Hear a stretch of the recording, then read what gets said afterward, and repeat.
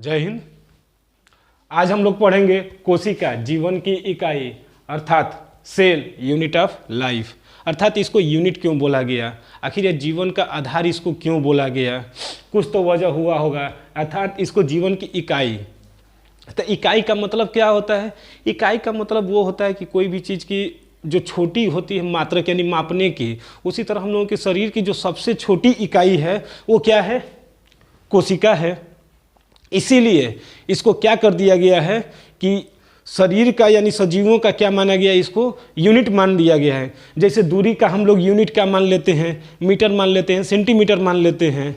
उसी तरह हम लोगों की जो शरीर की सबसे छोटी जो इकाई है वो इकाई कौन सी है? तो वो है सेल्स। जैसे कहा जा सकता है एक तरह से ये भी कि लड्डू है, तो लड्डू की इकाई क्या हो सकती है? उसकी बूंदी हो सकती है उसकी, क्योंकि बूंदी के समूह को ही क्या बोलते हैं? लड्डू बोलते हैं। उसी तरह कोशिकाओं की मानी हम लोगों के शरीर में जो कोशिकाएं असंख्य हैं, उन सब की क्या है? ये समूह ही है।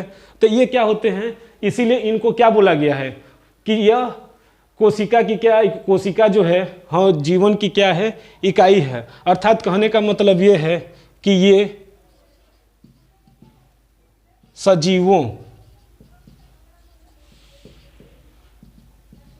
सजीवों में कौन कौन आ जाते हैं? पादप भी आता है, पादप प्लस कहा जा सकता है जंतु। पादप तथा जंतु की ये क्या होती हैं? क्रियात्मक तथा संरचनात्मक इकाई कहलाती है। कि क्रियात्मक तथा संरचनात्मक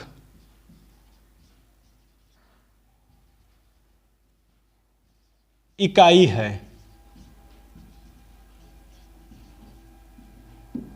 अर्थात कहने का मतलब ये है ना कि हम लोगों का जो शरीर बना है किससे बना है?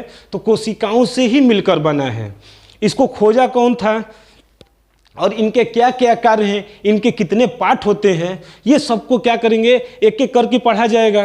अर्थात कहने का मतलब ये है कि इनको खोजे कौन थे, इनका नाम कहाँ से आया था?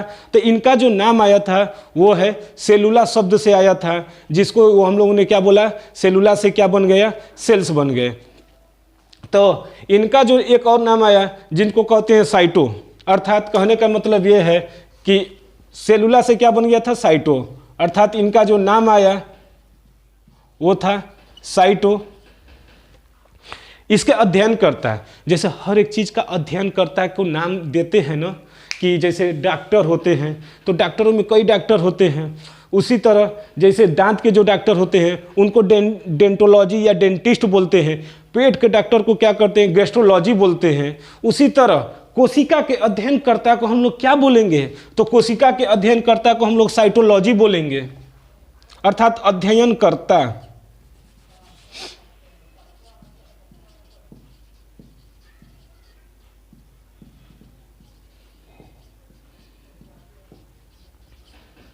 साइटोलॉजी, इसके खोजकर्ता कौन हो सकते हैं?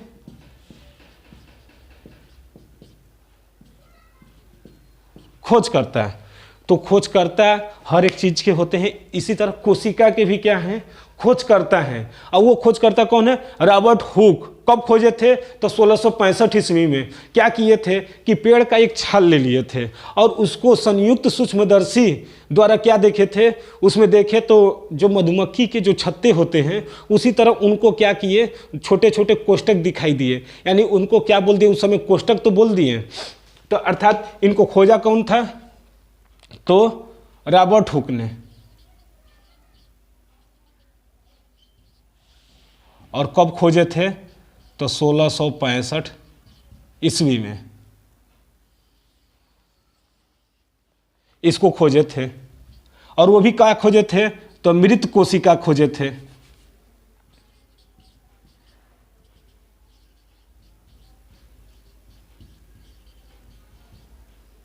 अर्थात ये मरी हुई कोशिका खोजे थे। तो रही बात कि हम लोग तो सजीव हैं, और सजीव किसे कहते हैं? जिसमें जीव हो, जो सांस ले सके, तो उन्हीं को सजीव कहते हैं। लेकिन इन्होंने खोजा क्या था? मृत कोशिका की। तो जीवित कोशिका की खोज कौन किया था?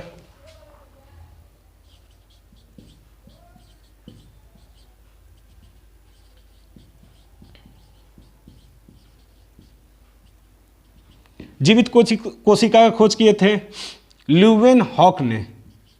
ल्यूवेन हॉक कब खोजे थे? 1674 ईस्वी में। अर्थात इनका पूरा नाम है एंटोनी वान ल्यूवेन हॉक, जो क्या किए थे? जीवित कोशिका की खोज किए थे। तो इसके प्रिंसिपल भी होंगे, यानी सिद्धांत।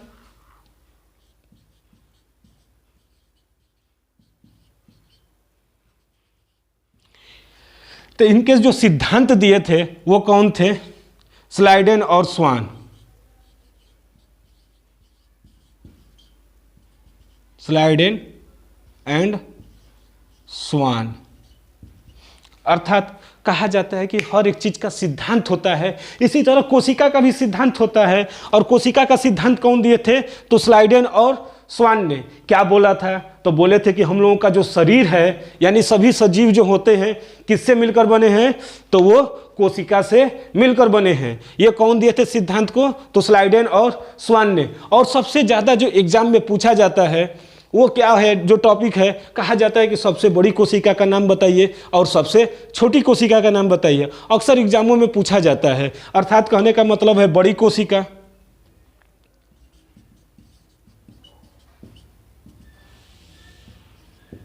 सबसे बड़ी सेल्स का नाम क्या होगा? तो शुतुरमुर्ग का अंडा का। शुतुरमुर्ग का अंडा को क्या माना गया है कि सबसे बड़ा अंडा है, जिसकी लंबाई लगभग, यानी कहा जा सकता है कि 15 सेंटीमीटर लगभग माना गया है। उसी तरह सबसे छोटी जो कोशिका है,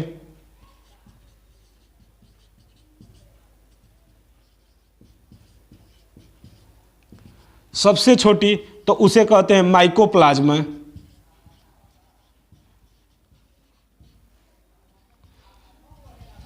अर्थात ये क्या था?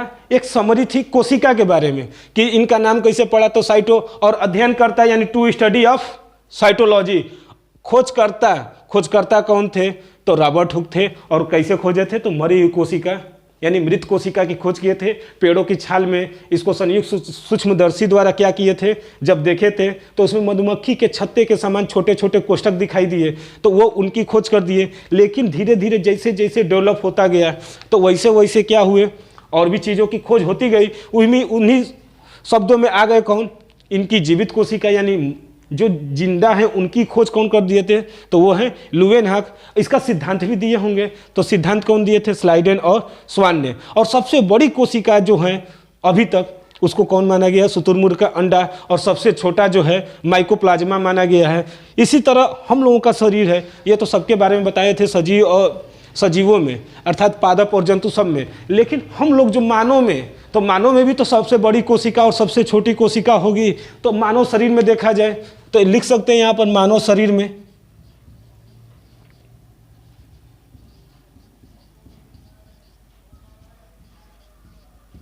मानव शरीर में यानी ह्यूमन बॉडी, हम लोगों में भी क्या होंगी? छोटी कोशिका होगी, बड़ी कोशिका होगी, लंबी कोशिका होगी। कहाँ सेल डिवीजन होता है, कहाँ सेल डिवीजन नहीं होता है, कहाँ सबसे ज़्यादा होता है, ये सब मानव शरीर में भी जान लिया जाए। क्योंकि एक समरी लेकर आए हैं किसकी? सेल्स की। तो जानते हैं, तो सबसे बड़ी कोशिका,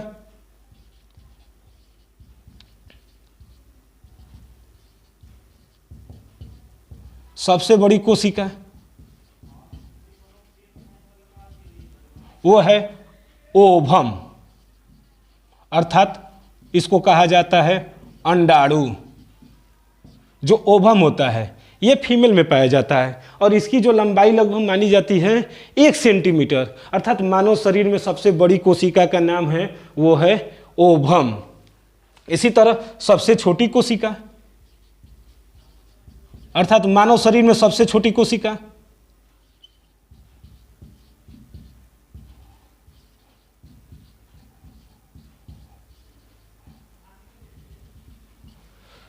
सबसे बड़ी जो इसका मानव शरीर में सबसे छोटी जो कोशिका है वो क्या है? स्पर्म, अर्थात शुक्राणु।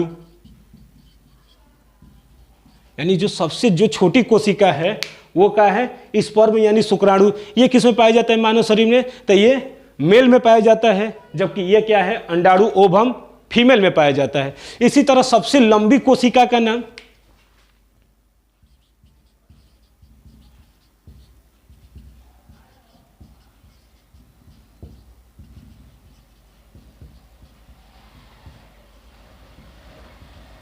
सबसे लंबी कोशिका, तो सबसे लंबी जो कोशिका है वो है न्यूरॉन। कहाँ पाया जाता है, तो ये तंत्रिका तंत्र यानी हम लोगों के खोपड़िया में पाया जाता है। अर्थात न्यूरॉन जो होता है यहाँ पर सबसे लंबी कोशिका मानी गई है। इसकी जो लंबाई लगभग मानी गई है वो है 90 सेंटीमीटर से 1 मीटर तक, इसकी जो लंबाई मानी गई है। ये क्या है, पूरी तरह से फैला हुआ है हम लोगों के तंत्रिका तंत्र में। यहाँ पर लंबी और बड़ी, लंबा होना और बड़ा होना दोनों में बहुत अंतर है। लंबा होने का मतलब बहुत तड़कुड़ की तरह लंबे हो जाइए, यानी कुतुब मीनार की तरह लंबे हो जाइए। और रही बात बड़ा होना है, तो बड़ा तो देखिए ताजमहल, वो क्या बोलते हैं, लाल किला भी बड़ा है। तो बड़ा होना और लंबा होने में अंतर है। ये ओवम जो है बड़ा है, लेकिन लंबा जो है वो कौन है, न्यूरॉन है। इसी तरह कहाँ सेल डिवीजन नहीं होता, यानी विभाजन होता ही नहीं है, क्योंकि कहीं भी हम लोगों के शरीर में चोट वोट लग जाती है तो वो जो सेल्स होते हैं जो मर जाते हैं, तो वो अगल बगल वाले सेल डिवीजन यानी कोशिका का विभाजन कर कर उसकी क्या कर देते हैं, पूर्ति कर देते हैं। लेकिन कहाँ हम लोगों के शरीर में नहीं होता है, तो आइए उसके बारे में जाने। तो विभाजन रहित कोशिका, विभाजन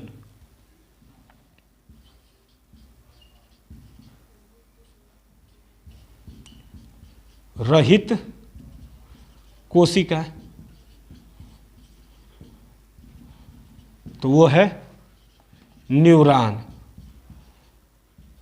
तो बाबू रे देख, ये कहने का मतलब ये है ना कि जो न्यूरॉन है वहाँ पर सेल डिवीजन होता ही नहीं है। सबसे बड़ी समस्या यही है।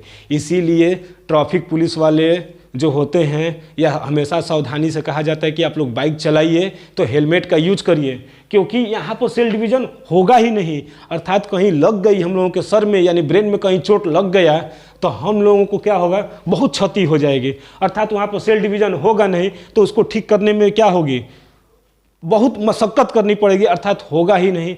अगर कहीं चोट लग गया तो चले जाएंगे कोमा में, या तो फिर भगवान के प्यारे हो जाएंगे।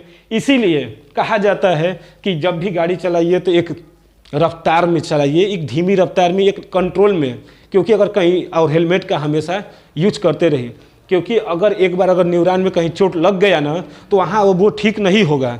अर्थात आप अपने लिए, अपनी सुरक्षा के लिए हेलमेट का ज़रूर यूज करिए, क्योंकि आप सोचेंगे कि हम तो अकेले हैं, लेकिन आप अकेले नहीं हैं, आपके साथ जुड़ा है पूरा परिवार। उस परिवार वालों से जाकर पूछिए कि आप उनके लिए क्या हैं। इसीलिए जब भी चलाइए तो हेलमेट का यूज जब भी गाड़ी वाड़ी चलाइए तो हेलमेट का ज़रूर यूज करिए, क्योंकि यहाँ पर क्या होते हैं, सेल डिवीज़न नहीं होता है। लेकिन सबसे ज़्यादा जो सेल डिवीज़न होता है वो किस में होता है, सबसे तेज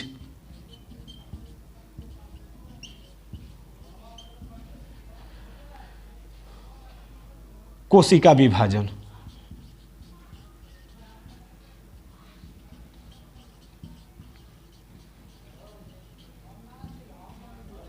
तो वो है लीवर, अर्थात यकृत। लीवर में क्या होता है, सबसे तेज सेल डिवीजन होता है।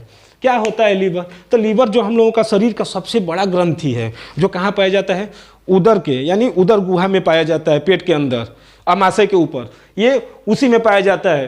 अर्थात इस साइड होता है, इस साइड तो जो लीवर जो होता है वो क्या होता है, सबसे तेज सेल डिवीजन करता है, अर्थात अपने आप को रीजनरेट करता रहता है। इसीलिए आज की जो सबसे बड़ी समस्या है वो है, आज की जनरेशन जो पीढ़ी चल रही है उनको सबसे ज़्यादा अगर प्रॉब्लम आ रही है तो वो लीवर में आ रही है। और इतना जल्दी ये क्या होता है, ख़राब नहीं होता है, लेकिन इसको ख़राब होने में भी क्या लगते हैं, सालों साल लग जाते हैं। आज का जनरेशन देखिए, आज के जो पेरेंट्स हैं क्या करते हैं, जो बच्चे छोटे छोटे हैं 3rd क्लास या नर्सरी, ये सब को देखिए, जब जा रहे हैं स्कूल में तो स्कूल में उनको जंक फूड दिया जा रहा है, अर्थात दे दिया जा रहा है, पास्ता दिया जा रहा है, पिज्ज़ा दिया जा रहा है, बर्गर दे दिया जा रहा है, चाउमीन, ये सब दिया जा रहा है। ये सब क्या है, एक जंक फूड है। और जंक फूड क्या करता है, लीवर के ऊपर एक फैट जमता रहता है, धीरे धीरे जमेगा, एकाएक तो ये जमेगा नहीं, क्योंकि लीवर जो है ना अपने आप को रीजनरेट करता रहता है। लेकिन कब तक, किसी भी चीज़ की एक लिमिट होती है, कितना ये करेगा अपने आप को रीजनरेट।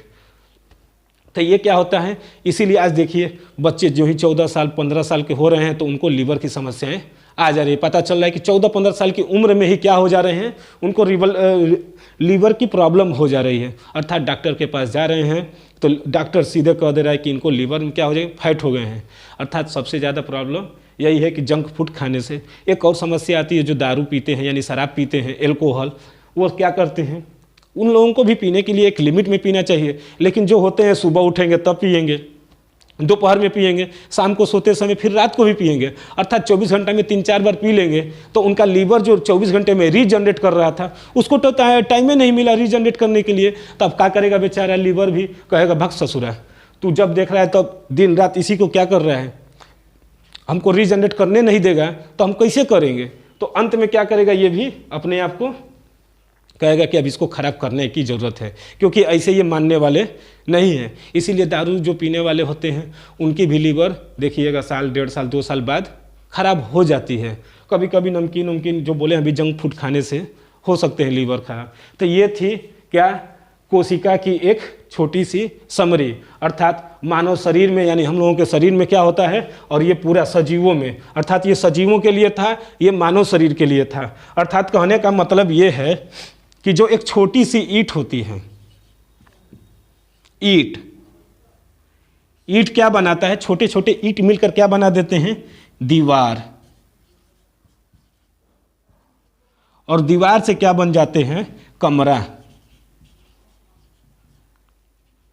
और कमरा से क्या बन जाते हैं, घर। इसी प्रकार एक चीज और आ जाता है, कहा जा सकता है कि जो कोशिका है,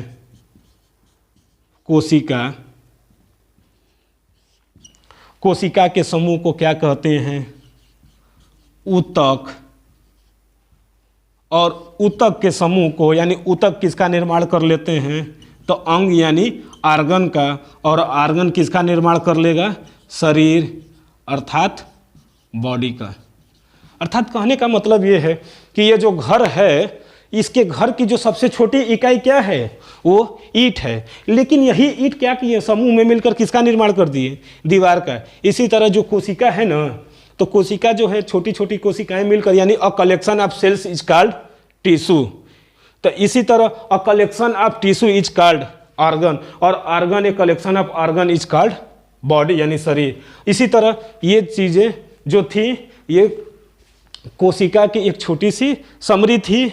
अगर कोशिका के कई पार्ट भी होते हैं, उन पार्टों को क्या करेंगे, एक एक करके पढ़ा जाएगा, जिससे हम लोगों को क्या होगा, समझने में आसानी होगी। अगर ये आप लोगों को पसंद आया होगा तो अगर इसका एक स्क्रीनशॉट ले सकते हैं। धन्यवाद।